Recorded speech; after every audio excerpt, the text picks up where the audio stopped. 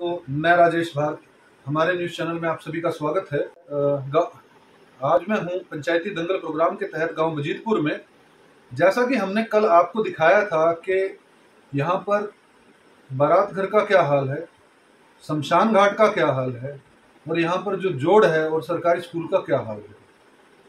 सरपंच से जब बात करने की कोशिश की तो उन्होंने फोन नहीं उठाया, लेकिन लोगों ने सीधा सीधा भ्रष्टाचार के आरोप लगाए। आज हमारे साथ युवा साथी भाई देवेंद्र शर्मा जी यहाँ पर जुड़े हैं हमारे साथ, जो कि सरपंच पद के उम्मीदवार हैं बजीतपुर से, और आज जानने का उनसे प्रयास करेंगे कि आखिर वो सरपंच का चुनाव क्यों लड़ रहे हैं और गांव को लेकर उनकी सोच क्या है। पहले तो भाई देवेंद्र जी आपका बहुत बहुत स्वागत है। नमस्कार। हरियाणा टुडे का गांव बजीतपुर में पहुंचने पर बहुत बहुत स्वागत करता हूं और आपका धन्यवाद करता हूं। एक मेरे जैसे छोटे से साथी का इंटरव्यू लेने के लिए आप यहां पहुंचे और तहे दिल से धन्यवाद करता हूं। और गांववासियों का धन्यवाद कर रहा हूं जो मेरा सहयोग कर रहे हैं, और उनके सहयोग से मेरा हौसला बढ़ रहा है और उसी के तहत मैं इस कड़ी में दिन पर दिन आगे बढ़ रहा हूँ। और सरपंच का आपने मुद्दा दिया मेरे को कि आप क्यों आए, किस लिए आए, क्या मुद्दा रहेगा, तो मैं बताना चाहता हूँ कि हमारे गांव में आपने पहले ही बता दिया तालाब, जो कि उसकी हालत बहुत ख़राब है।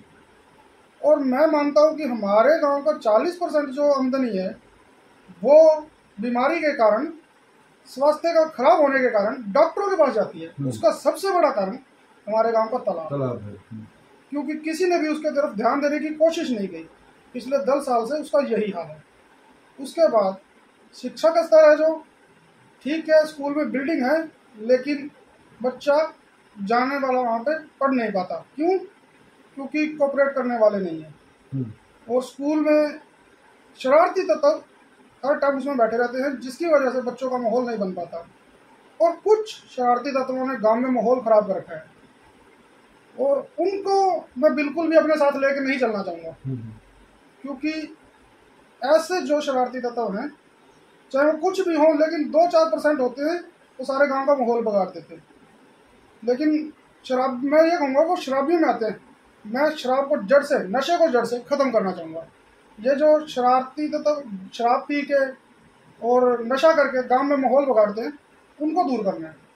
तीसरी बात रह गई हमारे गाँव में गली और नालियों की। आप भी घूम के आए होंगे, जी जी जी, देखा होगा आपने कि एक पुलिया पड़ती है हमारे स्कूल के पास, उसका हाल आपने देखा होगा। बिल्कुल, ये कैसी खस्ता हालत है, उसकी तरफ कोई नहीं देख रहा। सफाई व्यवस्था देखी होगी आपके गांव के चारों तरफ, बुरा हाल हुआ पड़ा है, उसकी तरफ किसी का कोई ध्यान नहीं है। मोदी जी के मिशन की धज्जियां कुल मिला के उड़ रही है। मानते हो सर इस बात को? लेकिन वो लोग कहाँ हैं जो कहते थे कि हम भी बीजेपी के साथ हैं? लेकिन आप उनको मानते नहीं हो तो क्या फायदा। हम इन मुद्दों को लेकर स्वास्थ्य, शिक्षा और बेरोजगारी और नशा मुक्ति, इनको लेके गांव में आए हैं और इसी के ऊपर सारा चुनाव प्रचार चलेगा। अगर मैं बात करूं कि जैसे बेटी पढ़ाओ बेटी बचाओ मोदी जी ने एक नारा दिया था, तो गांव की बेटियों अधिक से अधिक पढ़ें, इसके लिए क्या प्रयास करेंगे आप सरपंच बनते हैं तो? सरपंच बनते हूँ, लेकिन मैं इस बात से बहुत खुश हूँ कि आज की डेट में मेरा गाँव इस कड़ी में बहुत आगे निकल चुका है। जी। लड़कियों की तरफ, पढ़ाने की तरफ काफ़ी ज़्यादा लोगों का रुझान बढ़ा है। पहले हमारे गांव में कुछ ऐसा रुझान नहीं था, कोई कॉलेज में लड़की आज तक गई नहीं थी, लेकिन अब सभी जाने लगी हैं, सब समझने लगे हैं। और जो लिंग अनुपात है वो भी हमारे गांव का बहुत अच्छा है। लिंग अनुपात सुधर रहा है। हाँ जी बिल्कुल। तो बुढ़ापा पेंशन की जैसे समस्या है या विधवा पेंशन है, पेंशन की समस्या जो है गांव के अंदर ऐसा है कि जिन लोगों को चाहिए उन्हें तो मिलती नहीं है, और जिनको नहीं चाहिए उन्हें उनकी पेंशन बंदी होती है। तो इस बारे में, और ये हर गांव के अंदर समस्या है जैसे कि हम घूम रहे हैं, तो इस बारे में आप क्या प्रयास करेंगे? सर इस बारे में मैं ये प्रयास करूंगा कि ये एक आदमी के पास जो पूरी नॉलेज नहीं है, उसकी वजह से ये कमियां रह जाती हैं। सरकार पॉजिटिव है, सरकार सही कर रही है, सरकार की नीतियां ठीक हैं, लेकिन लोगों के पास जो पूरी की पूरी जानकारी नहीं है उन चीज़ों की, वो जानकारी मैं पहुंचाऊंगा।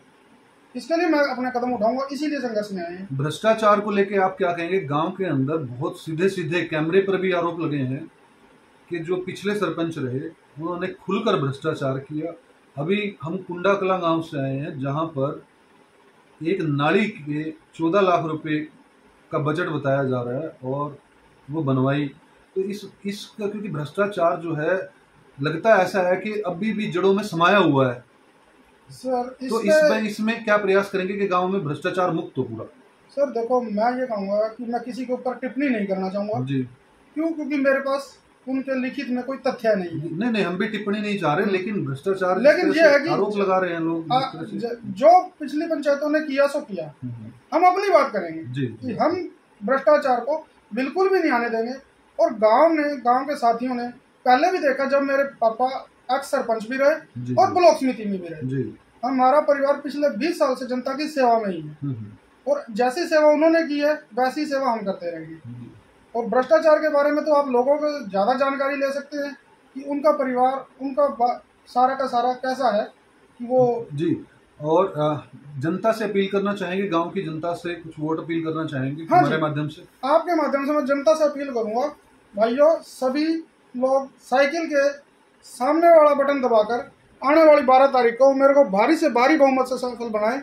यह जीत आपकी अपनी जीत होगी, क्योंकि मेरा नारा है आपका सहयोग मेरा प्रयास, मिलकर करेंगे गांव का विकास। तो भाइयों मैं तो यही कहूंगा, मैं अकेला कुछ नहीं कर सकता, आपके सहयोग से सारे काम होंगे। जी, ये थे भाई देवेंद्र शर्मा जी, जो कि सरपंच पद के उम्मीदवार है, पूरी ऊर्जा से भरे हुए हैं और गांव का कायाकल्प करना चाहते हैं। इस वीडियो को शेयर जरूर कीजिएगा, अधिक से अधिक लोगों तक पहुंचाइएगा। इस वीडियो में इतना ही। जय हिंद, जय भारत।